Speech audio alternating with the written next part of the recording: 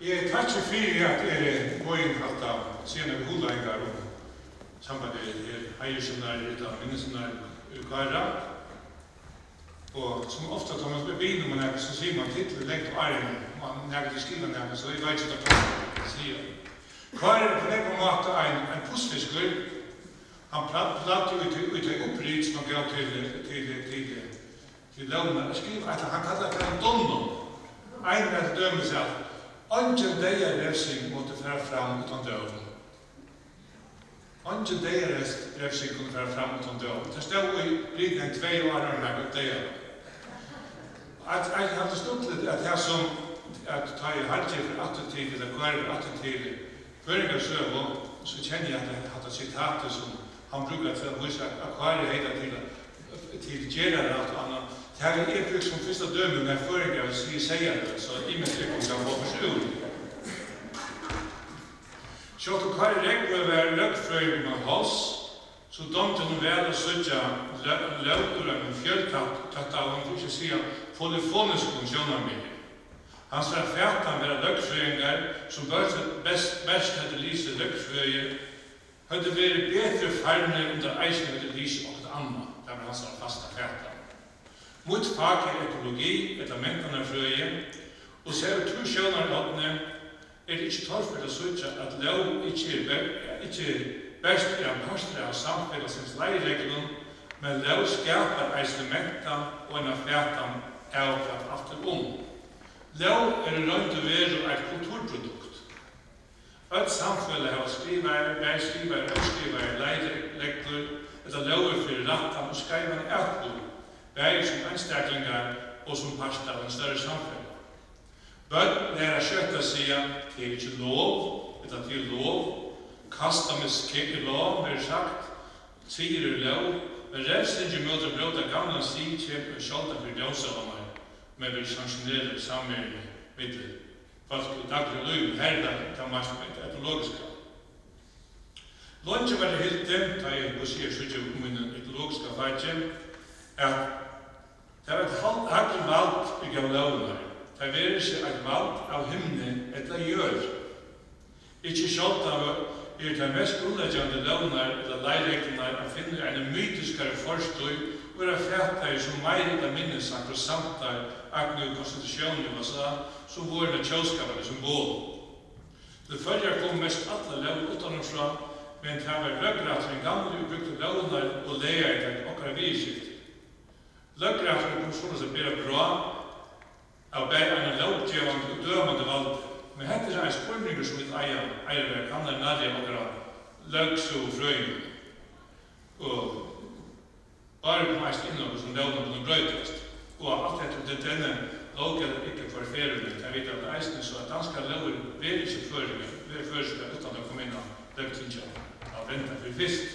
Nå skal vi komme til at det tar oss Det er grunnlov. Den 3. april 1958 var løgtingsvelferden, og vel ført til en sjålstyrs samgang og en landstyrsmann og sjålstyrsmann. Det steg ikke til følgen etter bankakreppene at følger etter å være under strånden etterligere nå så smått var vi å komme på torsdag. Det som nå hendte versera fjerst fra en blåare kolvelting, det var mer om en akademiska verkatlan fram emot en fullvelde, så etter så. Og hese leir skulle hver steine ventast, og en ligger i hese verklæs som skulle født en kvitbok som skulle være grunnare under øtlandtøy som skulle fære fram. Tullia Nujjansson ringte Rune Johansen Eirastjær i Løgmalerand til Møy, og hatt med å være formet av grunnlovnevne, sånn at det bør vi ha sett. Hetta kom pura ovanta, men jeg kunne ikke annet takke av en så stor heier. Jeg var professor i Universitetet i Bergen. Universitetet hette en så kjølsam oppgave at jeg fikk færre fra starvungen, så skjøtt vi kjøst skyldmene til å være. Et oppritt til arbeid og lange gjørst i setning til endamalen, Berg, vi tar hver enda som i kjølsmalen, Malarannon, Bisker som skriver den første tøyna, men en nødvendig skrivare i grunnlovgrunnevnene skulle setas. Velle fatt og en unga jurist i Brekvi Løgfrøy fra Københavns Universitetet, som tar mundt eisne det i senaste hånd, og en av masterutbygging lov for Skottland. Det var Kari Regli.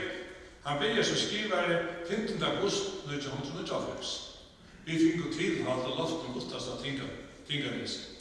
Kari Regli hei en helt utrolig arbeidsår. Stod det best okkur halde jeg at vi kunne haft en grunnlov et herstuttartøy. Men det var ikke endamålet. Endamålet var at grunnloven skulle veksa bort ur føresk og gjørelse etter at tøy vi kalla føreskar politiskar vistfrøy etter økologi. Det skulle være en tilgang til en prosess som folk eisen skulle ta lut i. Vi har først strakt under veldig utan å røde evnen, så det at det 18 skulle komme og være vel omhugsede lovargreiner som flere hadde vi oppgjøy. Skipa var for arbeidsbølgen vi en serfrøyde som årstyrer samskipare. Skrivaren var arbeidsbølgen mot hjelpa og gav faglige leibein. Så det som et emne fire etter vidtjørst i bølge at enda lagt for plenum etter det som vi kallar for ståra kamer. Dette var en av beste skoling jeg har haft i løyvnum da det ræver om at hava tål og skjold så i tålvete. Vi skipa fra byrjan vi til regler og tøyt av funden her greit var fra arbeidene var imiska tatter et omrøv evne var lust alt for å få et allmenn kjærk. Journalister som ikke er så større og avhåa, særlig trygt hadde lagt funden av tullig av måttene, så de kunne få morgen med eisen. Eisen skipet vi for firelestrum og seminarer og nevnten i øren vi, så vi kunne få meira vita og varpa ljøsa det som vi fikk oss vid. Vi var reist en annonsfer i USA på Østlandet, større vøvner var sett av disse fer. Ein var at læra meira, men ferien var eisen atla til at samansjøva nevndene. Men politiska støvane fundet til folk atkvøy som vera skulder, gjør til jauna flokkens samlagsflokk som vi flokken ikke kommer vid. Det var størst beit til at han fikk ikke lært alt det som vi lærte i USA. Vi var borster fra 16. februar til 2. mars 2008. Ferien var sterk velfyrregna og bæri i Østland og ikke minst i USA, fikk vi nekva vita fra kønne folkon, ikke minst at vi vidaretikna Kennedy School of Government i Harvard. Særlig nekk feksport ur vitjan i Nebraska, her med anna, jo videre var tilnævne heimersborgare. Og jo, nasformar Tinsen og sånt. Og flere høver eisne at nema hvordan politikker og vøld virker i praksis og høyden i verden. Da vi kom iver, jeg kommer ikke minnes da vi kom iver til USA, da kvölde etter at jeg gikk lærte etter fått noen immigrantsiden ved en bøn av Charles Hotel i Boston og takket for jeg var kommet iver etter gaven, så det var et under kontemplasjon i 18 år av en døttesmann som vi. Han sier, grinten deg av santen og la, knapplige ventjul, alt og fra. Dette glemte hver unga tøy. Vi ånder, vi løtte åkken disse djup og årene. Vi minner at han ikke hos som sier. Eisen var vi både privat og lærte ikke vidt av seg ferie. Ikke bare sesafir, men eisen sagt vidt av kvari og i Østlandsk og Fakstarat og Løverdreisen av Oslo og Østland og fikk nek samband. Lærte nek. Arbeidet fram, men ofte var det praktiske trobeleger og takk skulle han ha funnet og i praktisk var alltid samståndes. Det var ikke alltid vi på det. Og i august måned i 2008 hendte det akvarium at Rekve miste hoven til arbeids- og skriver. Tusen siterer i Tanja Heilen etter at han har funnet til rattes leireferie nøytset til avløset atter og bygge alt. Dette var særlig nervende til jeg fikk ærestand fra å komme til skai fyrest. Så kom ånder inn, Ingeberg Berger, og han i grunnavnene og at Rudi Jonsson til oss mest part av det. Hva kom at dette var meira faglig arbeid til Røyren, og til arbeid ikke minst for hjelp.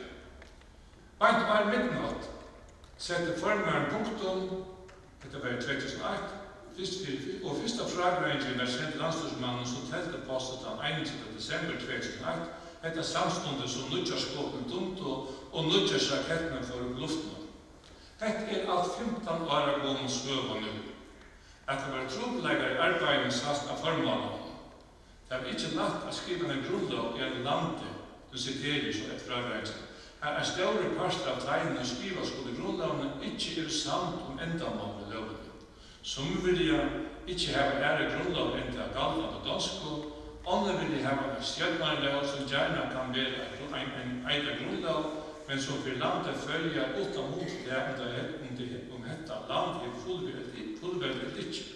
Det er de som halter selv året grunnlov, best kan nøytast i en suveren og stat i en fullverdig og ikke ærested. Spurningen var fullverdig er skjøtnarlige møvleite og vi vil eie retten til å kunne særfeste i okkara egne grunnlov, eller er fullverdig einast i det fullgjørte verste. Spurningen var eisne sjálfsævar avgjørratter var møvleite og en rett til å gjøre til verleik eller tøyva til det. Et det å ha sjálfsgjørre rett er det samme som å taka fullverdig. Nøgst slutt hekk i leis som loftet som mongo. Eisen skriver formalen at ønskjen flokker hei yngst grunnlov arbeid til tess ikke skuld. Ønskjen flokker hei kraft en grunnlov eller en grunnleggende stjøtnarlov. Alle slutja grunnlov arbeid som en part av øren atlanen, antan som part av samveldsatlanen innan danska rydtje, samveldsatlanen har følger som fullveldig knutter av Danmark, eller som part av fullveldig støkene, da følger løser seg for ødlom former i samveldet i Danmark. Det var størst. Til grunnlag arbeid har vist at medenparten flere enn 50% av de videre tilfellene av en stjøtnarlov er ikke vi nærkere samveldet stå i gjøre, først og så. Det var eist en nekva gava løter i grunnlovarbeid, og tog hos aftensitter i atter, her var mange fundene 32 og plenumfunder, eins og bølgafunder og sparrefunder blir gauver og mennande. Det er vel en skjule for livene, politikere og skjærfrøyngar av arbeidsservat sammen, og marsjen mittelen politikere og skjærfrøyngar kurven nærmere til kommende. Til tog glemte politikerne at det ombå ymska flokkar. Grunnlovar arbeid tøgtar til tøyer allar i hu og var. Korten var det så at her var knapplega avsamnavn at det ikke best var grunnlovar enda limen, men eisen høtt og en allmenna leikrot som tjauvetismenn, jaunamenn, sambandsmenn, folkefoksmenn og myfolkamenn. Det er folk. Hette kunne føre til onkel markeringsledning. Grunnlovnevnden har fra begynnelsen hatt sine innbygde og samantvinne av politiske møtsetninger. Det har vi ålega lettere om arbeidere ut fra en lov eller en setning som alle nevnte med samtalen. Nevnten nøttes av vinkla nærke mittelen leina fram møte henne grunnlovfyrir og fullvete følger og ta middelenløsen som arbeidere vi egna vi innbygde og møtleggen til bæge virkelig nuværende støv og etter fullveldestøkene utan brøydinger. Hette er vært et skisma, du siterer at sitat som sier, hette er vært et skisma i nevnderarbeidet. En slik sammansetning av møtset og sjølomien har sett i større prøv til formannen som fra byrjan har haft en løgtesløv og frastraldas til samtidig som han omga sanksjonsmødlegge eivig og halda festen. Tøyarkarmeren og fresten var trobeleidjen, men største trobeleidjen var til yngsko ætanar av en førskar grunnlov. Og tog stakk spurninger om å finne fram til en tvær politiska semjo, man er nødt til skjøtnarskap, da skjøtnarskipen så langt opp et årsskifte 2001-2002. Etter formannsfragrensen, da nevnte Bakke av tog, løgtingsvelskap for Dornum og flokksvalgte livene for velskap. Etter velet var loven dagført 8. mai 2003. Nå kom det å være nevnt en skjold som etter tilmeld fra formannen settet en setning som arbeid skulle være etter. Setningen må såleis være mer ligelig og kunne stittlast og nøyligt. Eisen var avsetninger om loven om høyringer. Omkring brøydinger kom i nevnten at noen Kari Regve var nassformann. Og noen politisk ombord var eisen skilt ut. At en altkjøva grunnlovstevna var hilt i Norrlandhusen i døgnen 11. til 13. mars 2003. Rastevna var sera veletna, og da kom en sera avhåver sjøvnum i fram. Ikke minst tøytning heit hans samband vi var knutt at vi flere sekund folk utanfor landhållene som hadde faglig avhåva for tog som hendte, og stevna vakte eisne større avhåva i Førjun, og som huksade, det var folk som huksade hatt ærvise enn det som var vanlig med føringar for røkspringer tog. Arbeidet helt fram i Luttakameret, her bær serfrøyngar vår, og så Stora Kameret, her bær serfrøyngar politiska vår.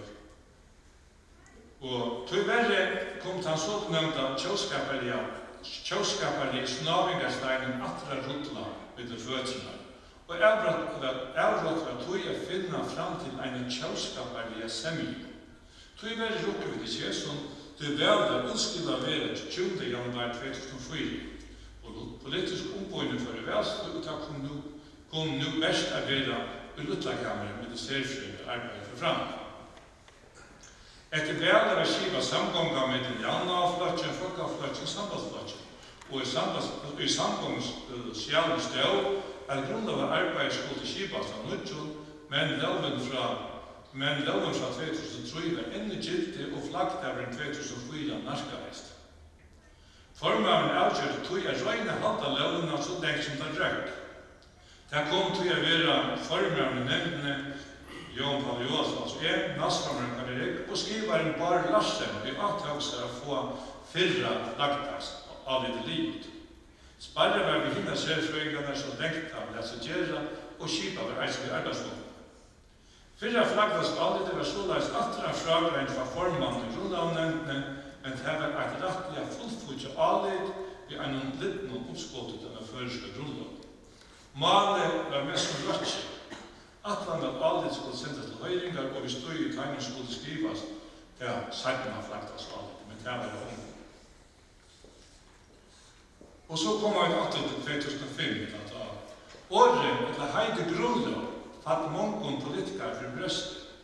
Loven om grunnloven nevnt var 25. mai 2005 brått til å være lov om stjøtnaskipene nevnt, og året grunnlov var skift ut vid stjøtnaskipa. I munnen hoaheime heidlig grunnlov og stjøtnaskipan, etter det som engelsk heter Constitution, er råkna som samhet.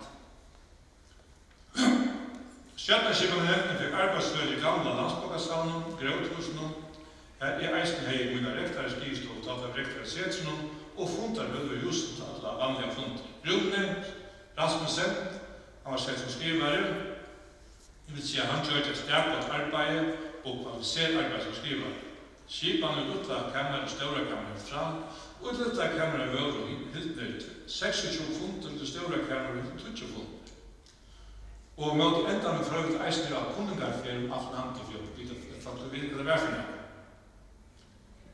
Og skjøtnaskipan arbeidene var alltid ferdig jøgnen nok regner jøgnen flagtas allete,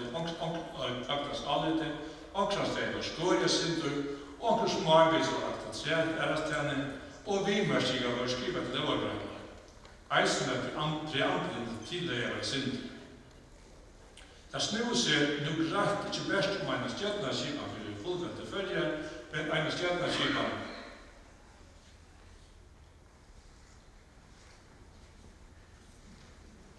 ich kann nicht werden.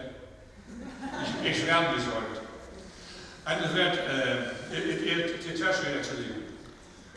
Als wir bei der Amt und Tilläger sind und so, alt det gjør det. Men et 8 år så var nevnt om med sånne, men vi kunne vilja kære brått negativt, men vi hilde dette fram, tog det eisen så, at vi ikke dette fram til var det faktisk som var alt dette bilen, det gjør det ikke. Og for å få skivøys ned, så hadde det eisen nøkker mindre og annet, og det kan faktisk ikke være helt sant. Og her kunne jeg si hva det vil, og jeg vil si at så er størst og snarere steinene, det som jeg minner at det kunne alt sammen skjøve til grunn, jeg er sikkert uttrykk. Og det største snarere steinene tåler nå er sambandet med de danske grunnlovene og en først skjøtnaskipa. Og det var sambandsvalg i nevntene som var rettelig konstruktive i sin byggjant. Og selv du enn ikke sutja for at danske grunnloven skal velges til dine først. Det er bare noe enda for ikke til å skrive seg inn i et av bostri og ryskningsfellesskapen, etter som Kari Reger og Malbarsen og halda at onkra åringar av óvart anten kunne fremja løysing etter tvert møte lunch oppen til at Ørlandet alle er. Til avgjørs for en flaske takk. Og så, og det var nevnt av semja, og til for å grøte at hver regler hette at faktisk alle var det beste, men han tok undervise som alle utenfor. Og ta i så dette var det gjelder alle, og ta i tever alle vera, så har vi ikke hatt grunn av nevnt gjøre, jeg får tråkta, og det er ikke til bærhet her i Gjøstum og Luxemdalt. Men jeg hadde at det var eit, men jeg synes ikke at det var størst arbeid som jeg gjør. Men, og at nå, så synes jeg at det er Mikkels arbeid som kommer til jordveldelsen her, til her vi har finnet Vi har finnet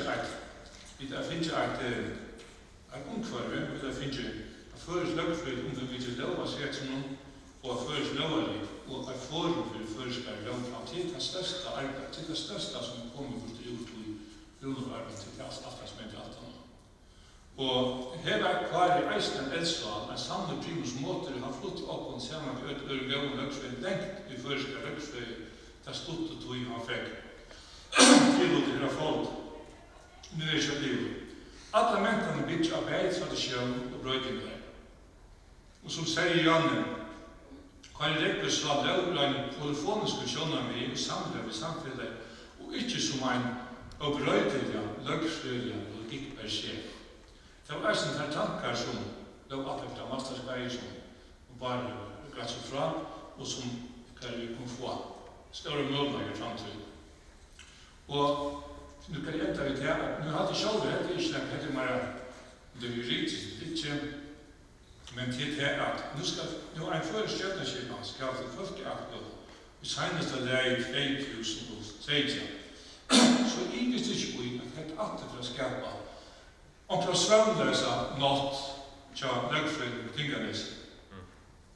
Det er som avhengastegnene som gjør til oppskottet grunnlov etter stjøtnerskipen at Tinge Ramborster som lager om for selv, det er en. Det er ting som for å være så er sambandsoksjonen og kjøpelsokjonen. Det er som det kinesiske symbolet yin og yang, ikke wang. Og bare treta for en øron, og kan ikke være hvert annet for utta.